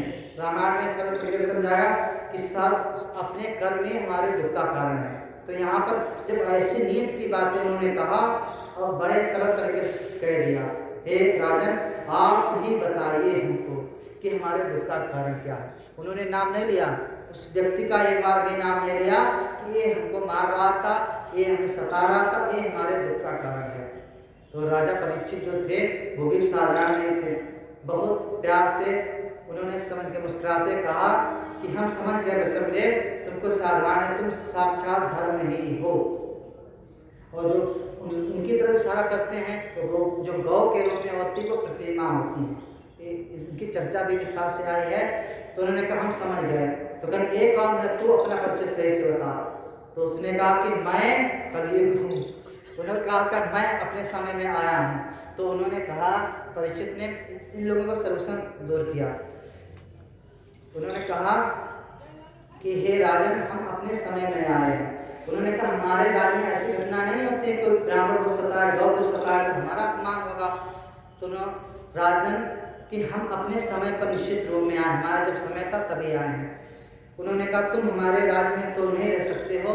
तो कलयुग गुरुदेव बड़े अच्छे तरीके से समझाते हैं कि कलयुग बड़े प्यार से कहता कि हे राजन तुम्हारा ऐसा राज्य, हम तो जहाँ देखते हैं वहाँ तुम्हारे राज्य है, तो हम कहाँ रहें, और हम भी आपकी प्रजा ही तो हैं, हम कहाँ जाएंगे। उन्होंने प्यार से कहा कि तुम 4 स्थान देते हैं, वहाँ निवास करो जाके। यहाँ कहते हैं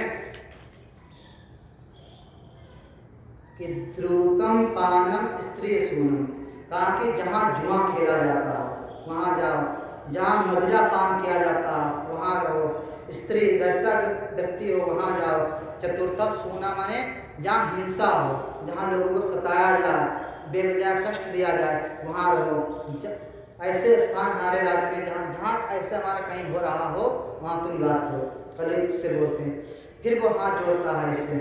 वह राजा थे, उन्होंने कहा पहले यहाँ विस्तार से आया कि एक समय तो ऐसा आ गया था कि सर कलम करने वाले थे, परंतु सर कलम करने से पहले धीरे से धर्मदेव से पूछते हैं। जब उन्होंने उसको दोषी नहीं माना तो फिर रुक गए थोड़ी देर के लिए। फिर लास्ट में जब उसने अपनी बात कही तो उन्होंने कहा कि हे भगवान, हे राजन, आप जहाँ तक हमारी नजर जा रही है वहाँ तो ये कुछ होता ही नहीं आपके राज्य में है। तो उन्होंने कहा 5वां स्थान ये दिया, इसको विस्तार से करेंगे तो समय नहीं। तो 5वां कहा कि अच्छा है हमको तो सोने में निवास देते हैं। सोना मतलब स्वर्ण में, सोना है तो धन भी माना जाएगा, पर यहाँ पर सोना ये हाँ उन्होंने कहा सोने में निवास करो। कहा ये नहीं है तो सोना तो कहीं मिल जाएगा, जहाँ मिला वहीं निवास करो। इतना कह करके चले जाते हैं। थोड़ा हम लोग स्पीड पढ़ रहे हैं। तो यहाँ दिखाते हैं कि उसको एक स्थान दे देते हैं कि सोने में रहो। 4 स्थान कलयुग के प्रत्यक्ष रूप में अगर कहा जाए तो 5 स्थान हैं, स्पष्ट रूप से देख सकते हैं। इतना कह के परीक्षित अपने राज्य में आते, अपने महल में आते हैं। समय कम है और प्रसंग ज़्यादा है, तो इसको पूरा करते हैं। जैसे अपने घर जाते हैं तो उन्होंने एक स्थान लेके आया कि सोने। तो घर में एक मन की सहज अवस्था नहीं होती, राजा थे और पहले एक नियम बनाया गया था कि जिस किसी को राजा को जीत लेते थे उसका मुकुट छीन के ले आते थे। उसी में एक राजा था जरासंध, उसका भी मुकुट लेके आए थे। तो लेके आए थे, उसका बेटा जो नहीं था उसने बहुत बार मांगा भी था, भीम ने नहीं दिया था, बाकी हो सकता कोई दे भी देता। क्यों नहीं दिया था? जानते भीम ने ही जरासंध को मारा था, वो निशानी के रूप में उनके यहाँ सुरक्षित थी। तो परीक्षित जी ने अपने उसका एक दिन मनाया कि तो ऐसा नहीं कि उसी दिन की घटना हो सकती है, हमें लगता है साथ में पढ़ेंगे तो गुरुदेव कहते हैं कि उसी दिन की घटना है। अपना मुकुट यहाँ पर एक कहते हैं कि वो घर में आते हैं, उसके बाद में एक विचार आता है कि हम शिकार खेलना, हाँ शिकार खेलने जाएंगे। और वो जो नहीं था मुकुट, वो सबसे सुंदर जो मुकुट था वो जरासंध का ही उनको लगा, उसको अपने मस्तक पर लगाते फिर शिकार खेलने के लिए। दोष यह होता है कि दुष्ट का मुकुट था, शिकार खेलने जाते हैं और जंगल में जाते जाते भटक जाते हैं, वहाँ प्यास लगती है। एक घटना हम लोग जानते हैं अच्छे से। एक आश्रम दिखाई देता है तो वहाँ पर देखते कि महात्मा बैठे होते, इससे आश्रम में तो कई बार कोई नहीं दिखाई देता है, तो कोई तो बैठा होता। तो वहाँ पर एक स्थान था, उस आश्रम के मालिक थे या कोई भी, वो अपने एक सिंहासन पर या अपने आसन पर ध्यान मुद्रा में बैठे थे। तो कहते हैं कई बार ऐसा भी हो जाता है कि कोई दिखाई नहीं देता है, समझ रहे। तो वहाँ की घटना भी ऐसे हुई कि जब वहाँ देखते प्यास लगती है तो कोई दिखाई नहीं देता है, एक महात्मा दिखाई देते हैं। तो पहले तो पूछा होगा, जब नहीं पता चला तो प्यास लगी थी, तो उन्होंने कहा ये महात्मा बोल नहीं रहा, लगता है नाटक कर रहे हैं ध्यान मुद्रा में। उन्होंने एक मरा हुआ सांप था, उनके गले में डाल देते हैं और उसके बाद कहीं जल पीते हैं, अपने घोड़े को भी जलपान कराते हैं और वहाँ से चले जाते हैं। इतना उससे गलती हो गई। गुरुदेव कहते हैं कि अगर उनके मन में ये आया था कि ये नाटक कर रहे हैं, तो सांप डाले थे तो थोड़ी देर के बाद 2-5 मिनट रुक जाते तो निकाल के रख देते। पर गलती क्या हुई, उनकी आदत, परीक्षित जो नाम पड़ा है, संत लोग सुनाते हैं कि उनके जीवन की घटना को सबकी परीक्षा करते थे, अनेक ने बायोमेडिकल, तो संत की भी परीक्षा किया। तो जब नहीं निकाला तो चले गए, घर जाते हैं। और घर जाने के बाद जब वो अपना मुकुट निकाल कर रखते हैं तब उनकी बुद्धि खुलती है। बुद्धि क्या खुलती है, हम लोग देखते हैं कि एक तो जरासंध का मुकुट था, हो सकता है ज़्यादा अच्छा था, उसमें सोना भी था। तो जो करीब एक स्थान लेके आए थे सोने में निवास करा, एक तो उनकी बुद्धि भ्रमित हो जाती है। दूसरा कहते हैं कल जरासंध का वो भी जरासंध भी कितने को सता के वो दुष्ट था, दुष्ट का अगर अंश था, उनकी संपत्ति का धन से अर्जित हुआ मुकुट था, तो उनकी बुद्धि को भ्रमित कर देता है। संत के पास जाते हैं और एक अपराध हो जाता है, और जैसे अपने मुकुट को नीचे रखते हैं, सिंहासन पर नहीं रिलैक्स हो जाते हैं, तब मन में याद आता अरे अरे हमसे तो बहुत गलती हो गई, ताकि हम वहाँ आश्रम गए थे और संत का अपमान कर दिया। भाई परीक्षित से उम्मीद ऐसी नहीं थी, किसी को नहीं थी। अब अच्छे धर्मात्मा थे, कभी दोस्त मिला, कहते सत्य के जीवन में एक दोस्त दिखाई देता है, तो उसी से उनकी जीवन शैली को नहीं मान लो। परीक्षित के जीवन में कहीं कोई गलती नहीं, पर एक गलती हुई। जैसे बैठते हैं, उधर की घटना होती, आश्रम की घटना होती है कि वहाँ पर उस समय तो कोई नहीं था, वो महात्मा जी थे, ध्यान मुद्रा में बैठे हुए थे, और उनका एक बेटा था, स्नान कर रहा था। वहाँ से नदी थी, स्नान करते करते जो फ्री हुए, जो जैसे आते आश्रम में हैं तो देखते हैं कि अपने पिता के गले में सांप है और बहुत ही क्रोध अवस्था में होते हैं।